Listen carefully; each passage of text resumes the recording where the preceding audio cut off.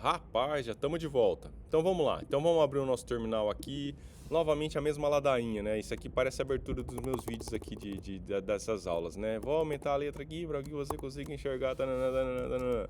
Agora eu vou entrar aqui no documentos, nessa pasta FC, vou dar o ls, vou ver que agora é a nossa oitava aula, aula 7, né? Então eu vou usar aqui o comando mkdir para criar essa pasta aula 7. E agora estamos prontos para começar a nossa aula para falar novamente sobre os números aleatórios.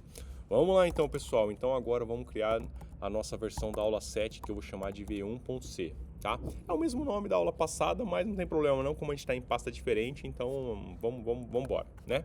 Então aqui a gente tem que começar sempre com o nosso pragma, né? Que é o hashtag include stdio.h. Depois eu vou lá para o hashtag, opa, tem que pular uma linha, o include stdlib, faltou o ponto H. Depois já faço aqui a minha função principal, né? E aí estamos prontos para começar o nosso programa. Lembrando sempre de usar o nosso comando if, que é um condicional para verificar se o programa vai ou não vai rodar, dependendo da circunstância aqui, né? Nesse caso eu quero que o argc,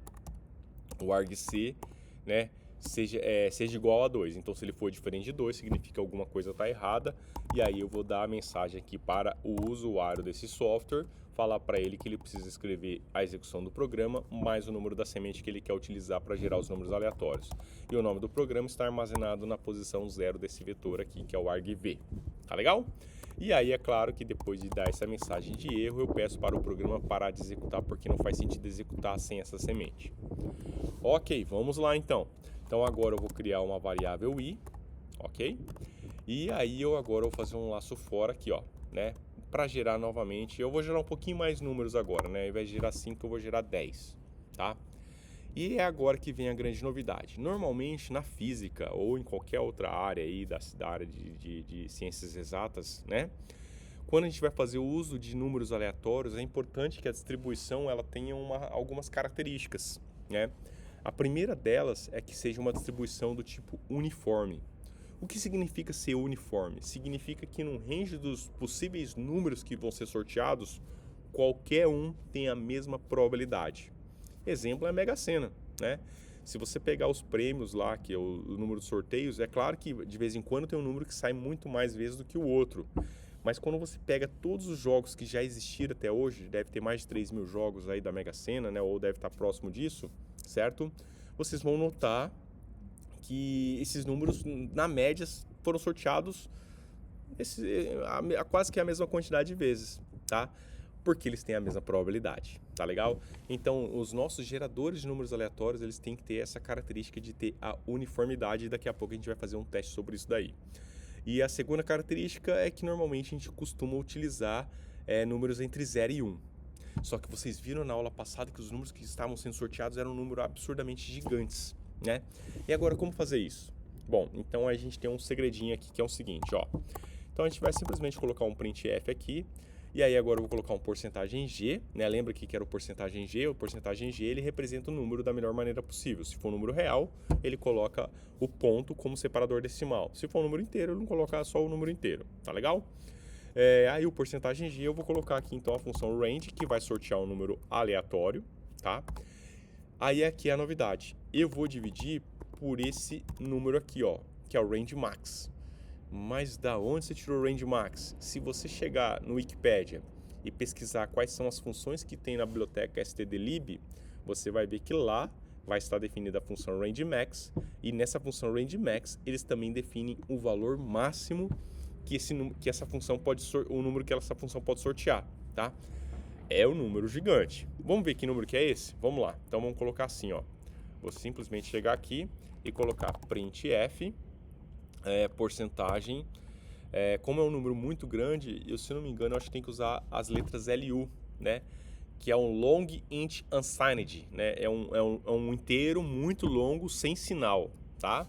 E vamos verificar aqui se vai dar certo para eu imprimir esse primeiro número, né?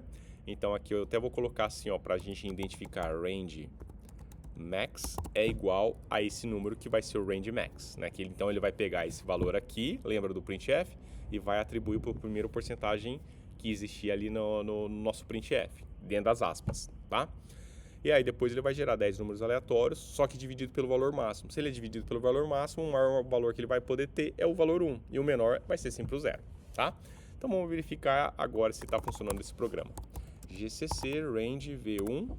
Opa, ele deu aqui como é que se diz?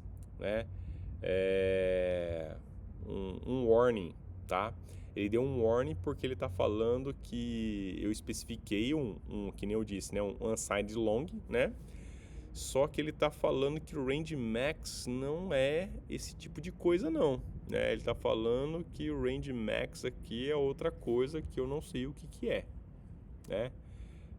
Vamos tentar mudar, né? Vamos colocar aqui um range de novo, vamos colocar simplesmente um porcentagem D e vamos tentar novamente. Agora ele aceitou, só que ele está reclamando do porcentagem G que nós colocamos aqui. Não tem problema, tá? Mas daqui a pouco eu explico por que ele vai estar reclamando e como a gente faz para ele parar de reclamar sobre isso daqui.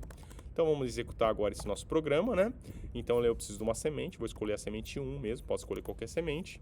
E você vai ver que ele coloca que o maior valor que essa função pode gerar é o número aqui, é da casa do 2.147.483, não, pera lá, 2.147.483.647. Só que agora note que todos os outros números deram 0. Por que será? Bom, isso está relacionado com as primeiras aulas que vocês viram lá atrás, né? Lembra que eu disse que a divisão de um número inteiro por outro número inteiro é sempre um número inteiro? Como o range é uma função que vai retornar um número inteiro e esse número inteiro é sempre menor do que o range max, então ele vai sempre arredondar para 0. Então, para que esse número não dê 0, eu tenho que converter, certo? O range para um número real. E existem diversas formas de fazer isso, tá? Mas a forma mais usual é você simplesmente fazer o chamado casting, tá? Que é você vir aqui antes do range, colocar um parênteses e escrever que você quer que esse range vire um double. Aí ele virando um número real, ele pode ser dividido por um número inteiro, que aí ele vai dar um número real, tá? Então vamos verificar novamente esse programa, GCC, agora eu executo e agora sim ele vai dar os meus números aleatórios entre 0 e 1. Olha só que beleza, que maravilha isso daqui, né? Então aí eu posso agora mudar a semente, né? Ele vai gerar... desculpa, né? Eu coloquei a semente, mas eu esqueci de definir a semente aqui, né? Olha lá que errinho básico, né? Erro difícil de ver porque o programa está funcionando, mas eu tenho que lembrar que eu esqueci de mudar a semente aqui. Tá legal? Então agora vamos verificar novamente. Então vou compilar, vou executar o meu programa com a semente 1 que tem que dar os meus resultados, tá? E agora com a semente 2, né? Semente 3, semente 4, semente 5, semente 6, e aí você vai ver que ele vai dar números completamente aí aleatórios entre 0 e 1. Tá legal? Então essa é uma forma da gente gerar números aleatórios entre 0 e 1. Para a gente finalizar essa aula, imagine que você tem um problema que você precisa sortear números em intervalos que não sejam entre 0 e 1, mas que sejam intervalos completamente diferentes, tá?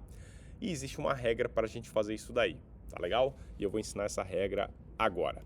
Então vamos fazer agora a versão 2 do nosso programa, né?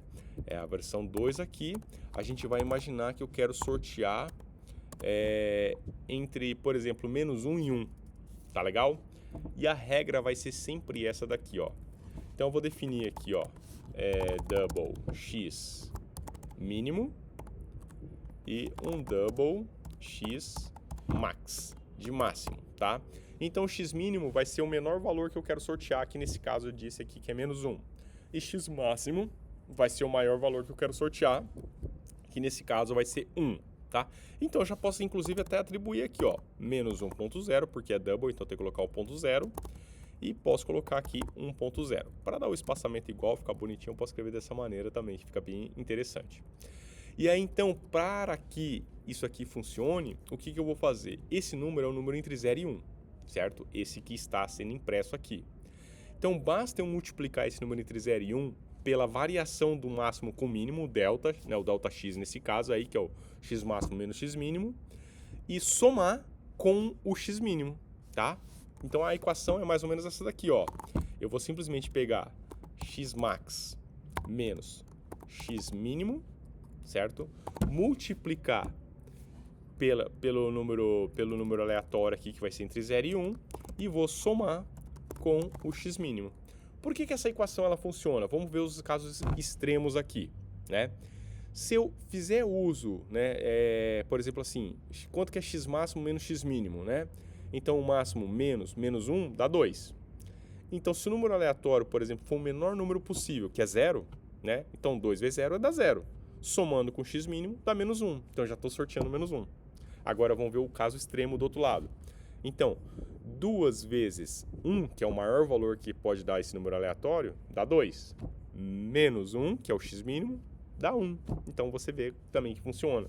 E aí você pode trocar aqui pelo número que você quiser, né, o x máximo e o x mínimo, para você obter esses valores aí. Então vamos verificar aqui o nosso programinha, como é que está funcionando.